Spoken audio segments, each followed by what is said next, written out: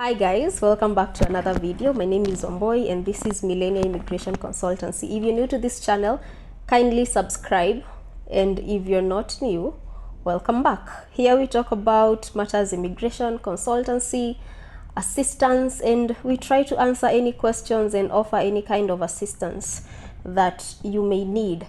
Now in today's video we will be talking about USA B1 B2 visa, which is a tourist visa or a business visa that is issued to go visit America for a short while, okay, 3 months.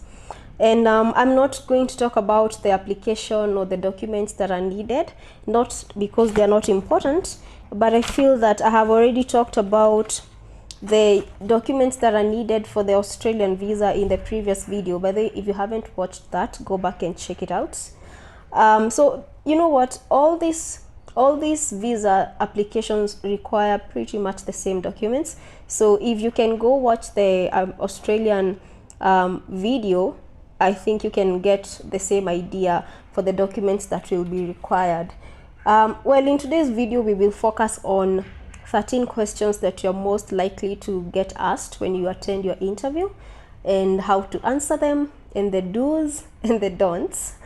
Well, for this kind of visa, what you basically present to the embassy is your visa application confirmation page. So once you've made your application online, you've filled in all your details correctly, you have put your passport photo correctly, it has to be in the right dimensions. If you've tried to fill in the DS-160 form, you know what I'm talking about. You print it out, and then you also make payment. Right now it's 26,000 Kenya shillings, which is around $185. So you print that confirmation and instructions, and then you also print the visa application confirmation page. And well, those are the two documents that you carry, and of course inclusive of your passport and all your other documents, your identification documents, your financial documents, your education documents if you're in school, your employment details, your invitation letters, the details of your host, the details of your hotel booking, and any other kind of supporting document that you may have, travel insurance, all that. So you carry all your documents to the interview, but when you're filling in the application, you don't actually attach any kind of documents. So let's go straight to the point. Now, for some reason, the US embassy still insists on doing something like an interview. So yes, you will be asked quite a number of questions, and depending on your answers, you may be asked more questions to clarify, or if you are very concise in how you answer your questions, you may not get so many questions, and you may not feel like it's a very intimidating process. But yes, it is an interview. Some questions will be asked, and you will be required to give clear and concise answers. So let's look at question number 1. You will be asked, and these are likely possibilities. They don't have to follow in this order. These are just possibilities that I have come up with in my research and my experience.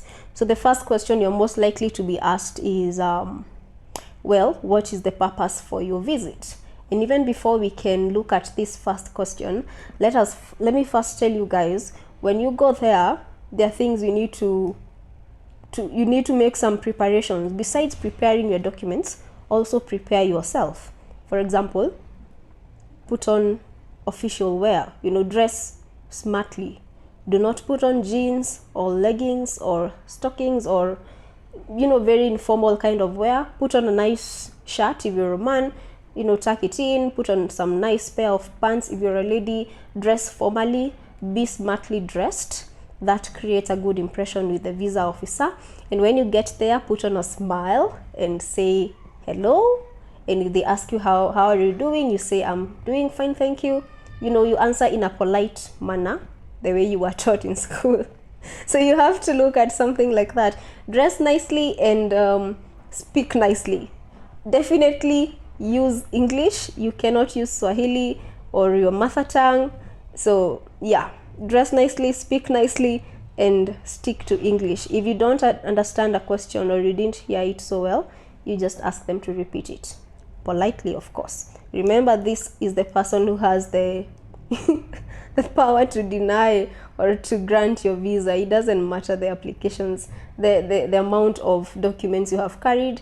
Your impression matters a lot. Actually, that is what will grant you your visa. So let's go back to the first question. Sorry for digressing. What is the purpose of your visit? Okay, make sure you understand that question and answer it. If you're going for a tourism purpose, like a tourist, that's the answer you give. If you're going to visit somebody, that's the answer you give. If you're going for a conference, that's the answer you give. The second question is most likely to be, why have you chosen this time period and not any other time? Why are you applying right now in January and not next year or next month? Why is it so important for you to travel now and not last year, not next year? So come up with an answer.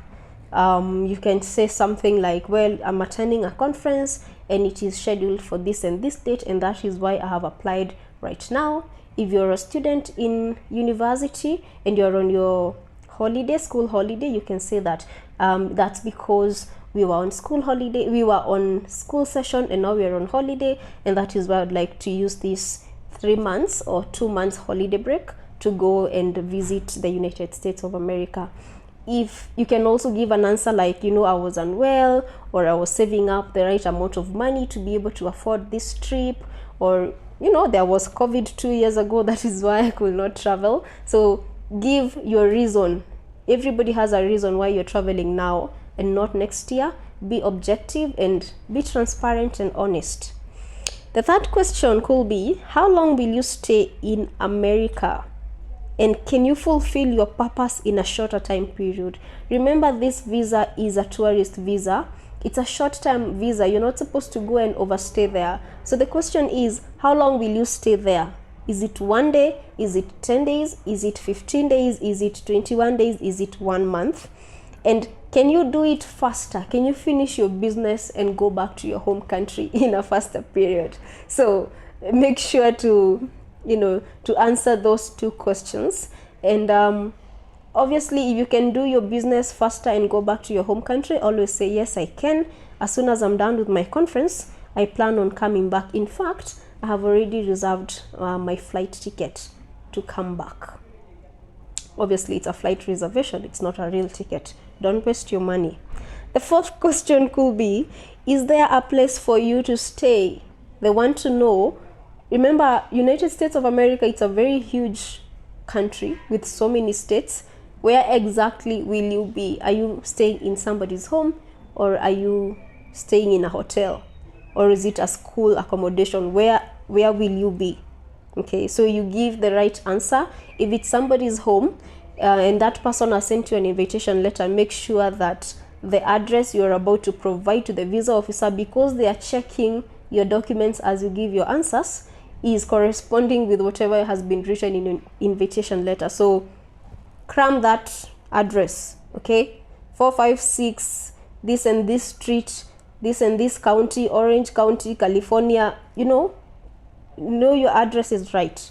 You can't not know where you're going. All right. Number 5 could be, how much money do you believe your trip is going to cost? Obviously, if you're planning a trip anywhere, you have to have thought about how much money you're most likely to spend. You must have gone on Google Flights and checked how much are the ticket fares for the next month. If you're staying in a hotel, you have calculated how much money will I be spending there.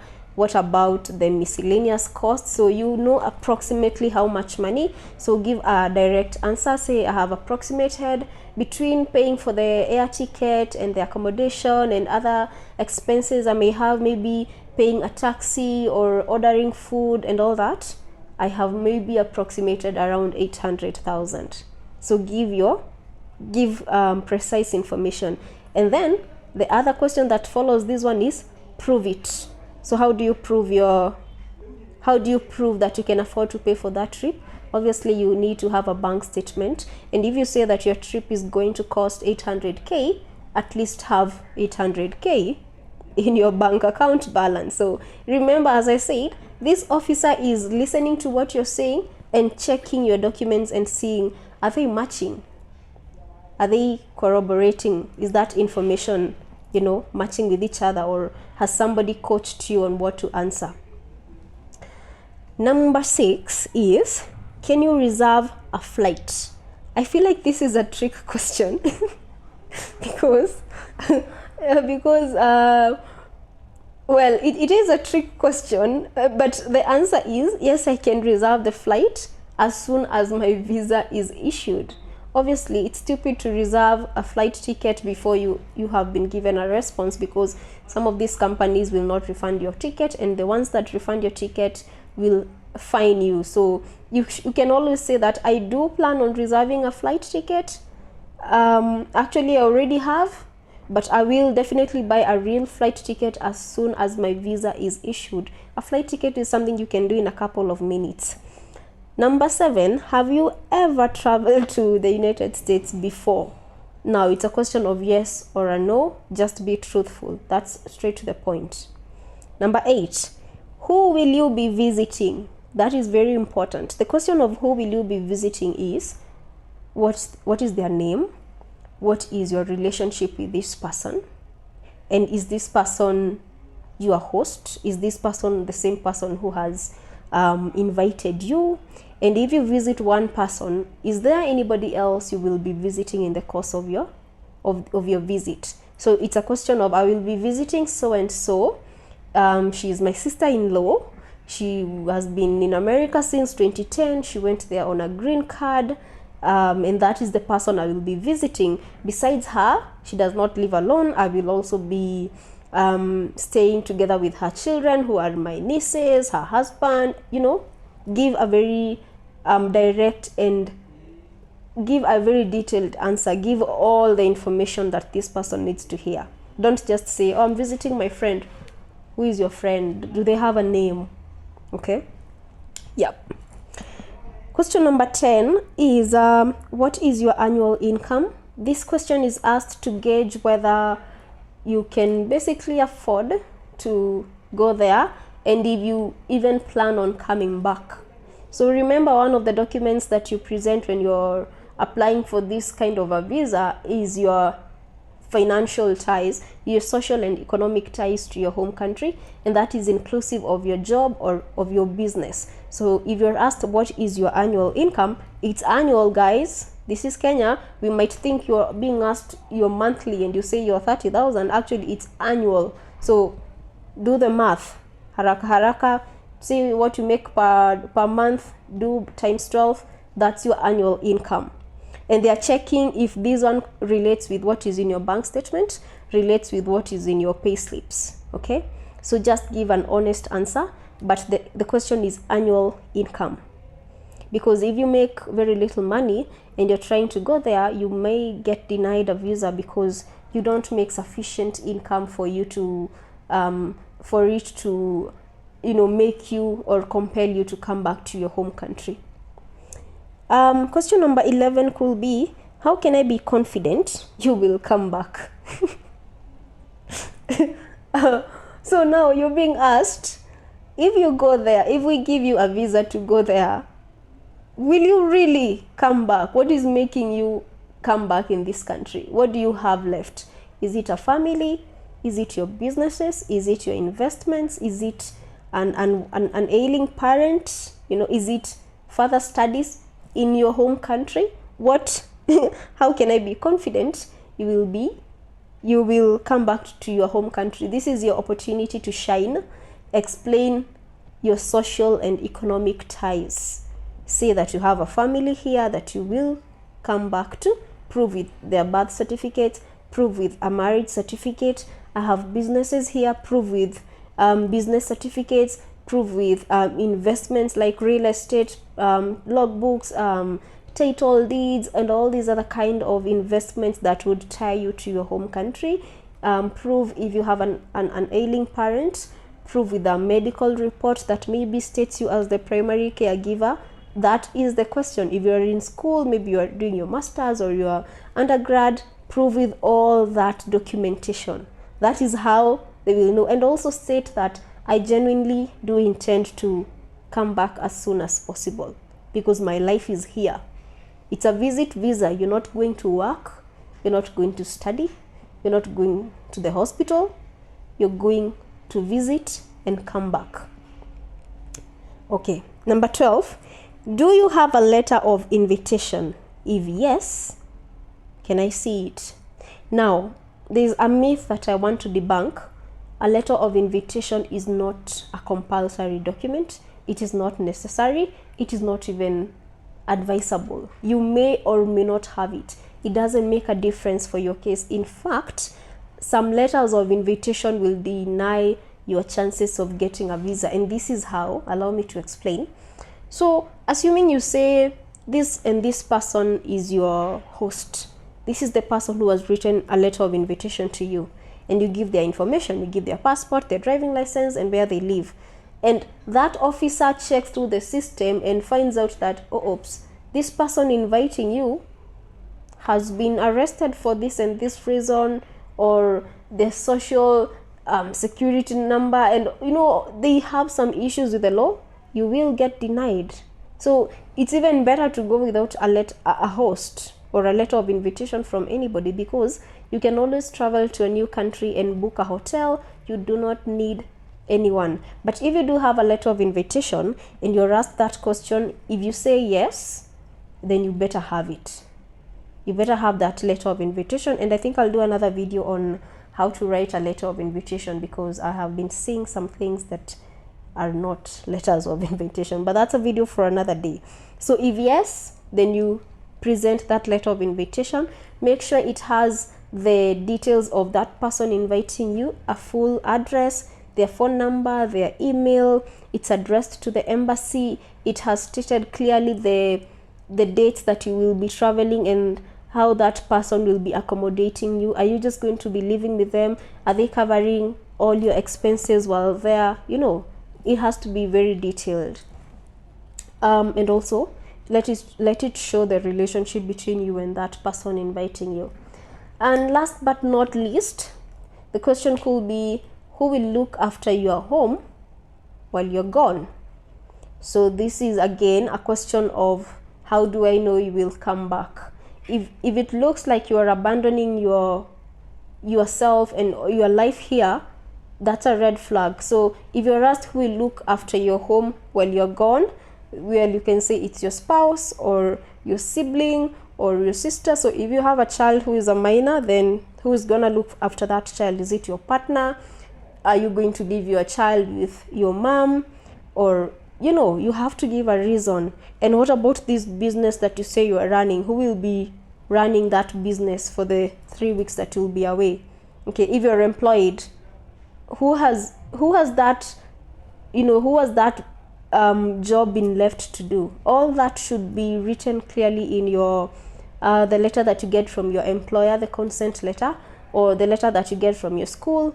Or if you're traveling with a minor, make sure you have a consent letter from the other parent.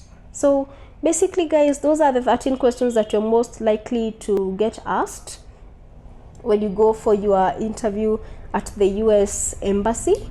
Obviously, to not avoid things like conversation fillers, like saying like, I guess, I'm not sure, I bet, just be very straight to the point. Don't use that kind of language. It tires somebody listening to you, and it shows that you're not sure of your intentions. They are quite questionable. Keep your answers short and simple. If somebody asks you a question, do not explain in paragraphs. Just give a short and simple to understand answer. There's nothing you are hiding. This person is not trying to interrogate you so that they can lock you up. They're just trying to understand your situation and your intentions and basically your story. What's your deal? Be honest and transparent. Always be honest. I do not advocate for dishonesty.